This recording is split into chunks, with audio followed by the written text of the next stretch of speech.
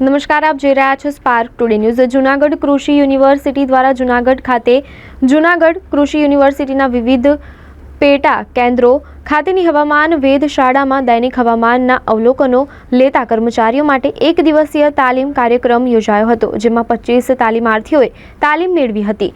કુલપતિ Shri doctor VP ચોવટિયાએ જણાવ્યું હતું કે વિપરીત આબોહવાકીય પરિસ્થિતિ હાલમાં જુદી છે। નવીન ટેકનોલોજી અપનાવી ખેતી ખર્ચ ઘટાડવા તેમજ કૃષિમાં આબોહવા પરિવર્તનની અસરો વિશે વિગતો આપવામાં આવી હતી।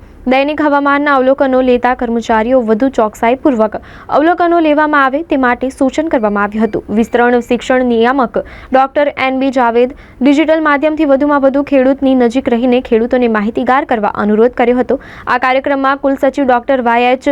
ગિલાણી, આચાર્ય અને ડીન કૃષિ મહાવિદ્યાલય ડોક્ટર પીડી કુમાવત તેમજ પ્રાધ્યાપક અને વડા ડોક્ટર પીકે ચોવટિયા, ડોક્ટર એસ.જે.